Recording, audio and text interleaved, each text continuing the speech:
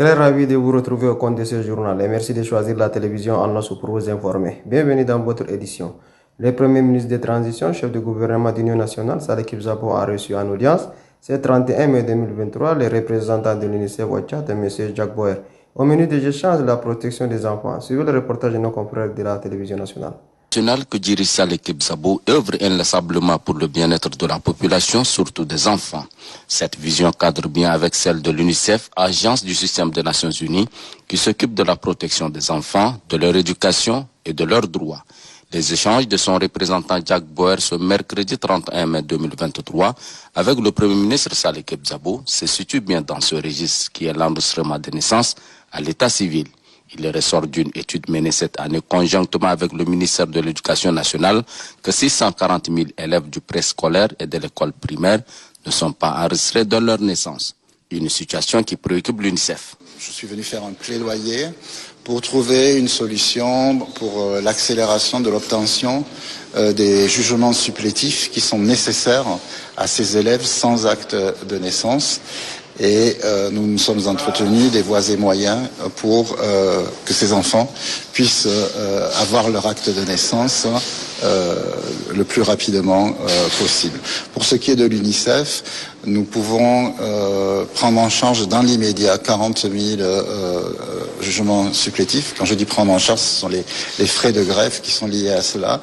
Mais évidemment, ce n'est pas une solution pérenne. L'idée, c'est de pouvoir trouver une solution pour voir la gratuité ou autre solution pour que ces enfants puissent bénéficier de leur acte de naissance. Évidemment, les 600 000, c'est en 2023. Évidemment, d'autres enfants vont rentrer l'année prochaine dans ce nombre. Donc l'idée, c'est de trouver une solution qui soit plus pérenne. Jacques Boer, représentant de l'UNICEF au Tchad depuis 2021, réaffirme ainsi l'engagement de son institution à œuvrer encore davantage en faveur de tous les enfants. Toujours à la primature, le chef du gouvernement d'Union nationale, Saleh Kibzabo, a tenu une réunion ce 31 mai 2023 avec les membres du comité stratégique de gestion et de prévention des inondations.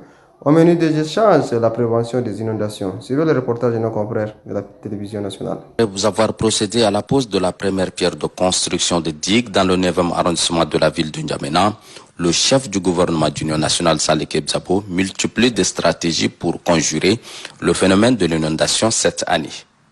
Ces actions visent à éviter aux ménages d'endurer des souffrances dont les conséquences sont encore présentes. Car l'année dernière, plus de 200 000 familles de 18 provinces sur les 23 que compte le pays en étaient victimes. La réunion de haut niveau de ce 31 mai 2023 autour du Premier ministre en présence des membres du comité stratégique de gestion et de prévention des inondations, des partenaires techniques et financiers et les départements ministériels concernés s'inscrit dans cette logique de prévention. Pour le chef du gouvernement, il faut tirer le bilan de la situation de l'année passée afin de permettre au gouvernement de mieux anticiper pour éviter qu'elle ne se reproduise, du moins avec une même ampleur. Nous, au niveau du gouvernement, on souhaiterait être dans la prospective.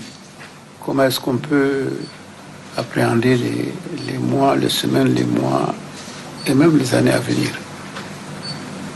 Il est important en effet que le gouvernement soit armé, mais pleinement armé sur ce qui va se passer dans le futur. Nous avons des indications, nous avons des informations, nous avons des prévisions. Mais l'essentiel, le plus important, c'est que le gouvernement ne soit plus pris de court, comme ça a été le cas l'année dernière.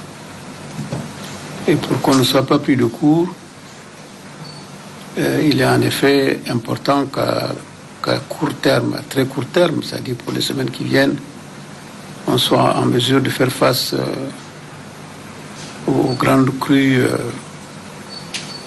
dont certaines prévisions on les ont établies. J'avais déjà dit qu'il était important qu'on commence déjà à regarder plus loin pour voir quelles sont les dispositions qu'on doit prendre afin qu'on ne soit plus débordé comme ça a été le cas. Rappelons que selon les statistiques des inondations de 2022, ont touché plus d'1 million de personnes, plus de 500 000 de terres agricoles englouties et d'importantes têtes de bétail emportées.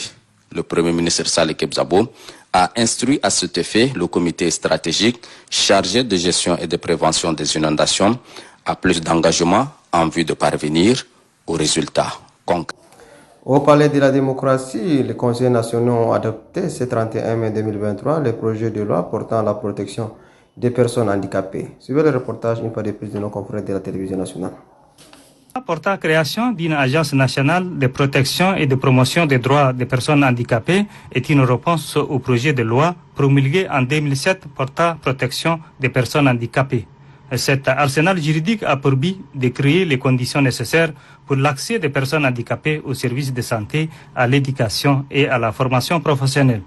Il favorise également l'accès à l'emploi et à l'entrepreneuriat, les droits à la culture, au sport, loisirs et à l'information, tout en donnant la possibilité aux handicapés de disposer des meilleures conditions de vie, de transport et de sécurité. Chemin faisant, les personnes vivant avec l'handicap rencontrent toujours des difficultés quant à l'application des textes juridiques et de construction des infrastructures socio-sanitaires. Pour le président du Conseil national de transition, Haroun Kabadi, la création de l'Agence nationale de protection et de promotion des droits des personnes handicapées constitue une avancée dans la recherche des solutions au plan national. Un avis tout aussi partagé par la ministre du Genre et de la Solidarité nationale, Amina Priscille Longo. L'agence n'a pas aussi été créée pour rester seulement en N'Djamena. Nous avons dit que c'est une agence nationale. Il faudrait d'abord la créer, rendre fonctionnelle l'agence, lui doter des moyens conséquents. Ils vont naturellement commencer d'abord par avoir un siège. Ils vont commencer dans un premier temps pour faire des activités en dehors de N'Djamena dans les provinces et graduellement créer même des antennes provinciales. Le ministre de la Justice, garde des Sceaux et des Droits humains, Mohamed Ahmad Alabo, entend déployer la stratégie pour faciliter l'application du projet de loi portant création d'une agence nationale de protection et de promotion des droits des personnes handicapées. Ce projet de loi assez important pour la création d'une agence qui doit sans nul doute contribuer à la promotion et à l'insertion et surtout aux droits des handicapés dans notre pays.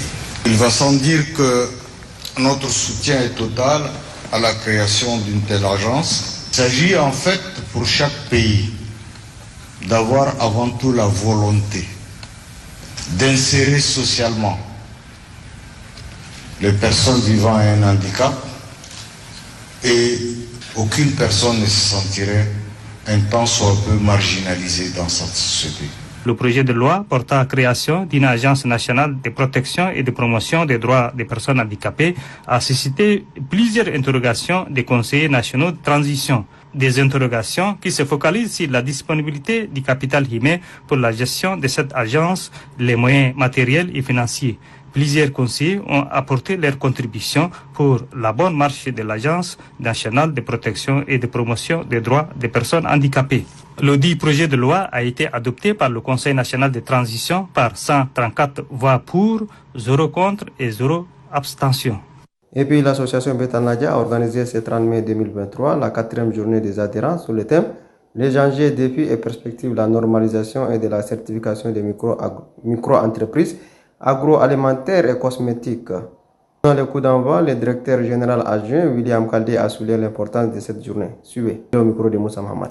Depuis 2019, le Hub Haïti a apporté un apport conséquent aux micro-entreprises cosmétiques tchadiennes et son ancrage se poursuit dans l'écosystème entrepreneurial au niveau du Tchad. Nous voudrions partager avec vous quelques chiffres qui parlent des réalisations de Hub. Nous avons appuyé 284 micro-entreprises agroalimentaires formelles et informelles, majoritairement agréées et dirigées par des femmes. Le Hub a aussi répondu à plus de 800 demandes de micro-entreprises. Nous avons aidé et formé à des thèmes pratiques et variés de façon transversale aux micro-entreprises. Nous avons aussi orienté plus de 100 micro-entreprises vers des points de vente. Je voudrais aussi signaler la création d'une boutique de vente des produits locaux où nous vous invitons gracieusement à faire le tour pour voir les produits et les qualités des produits qui sont exposés là-bas.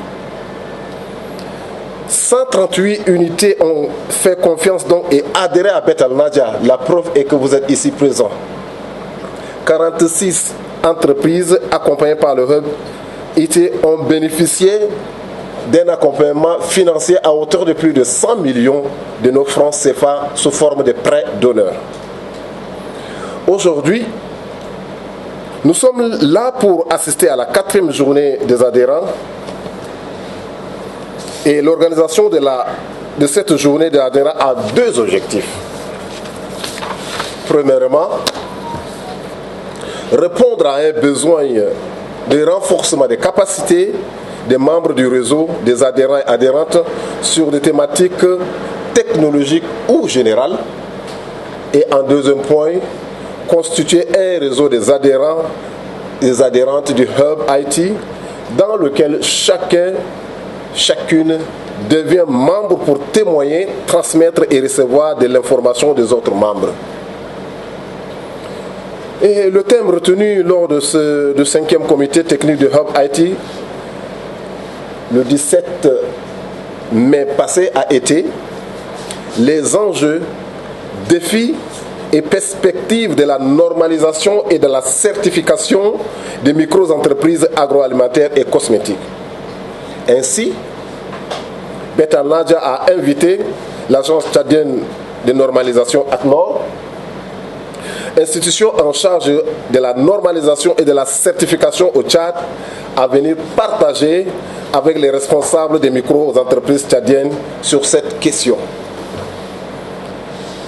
Grâce donc à leurs orientations et aux directives qui seront données lors de cette journée, plusieurs questions autour de la normalisation et la certification des produits tchadiens seront débattues et des réponses seront données par ACNOR qui est là présent et qui nous accompagne encore pour cette journée des adhérents.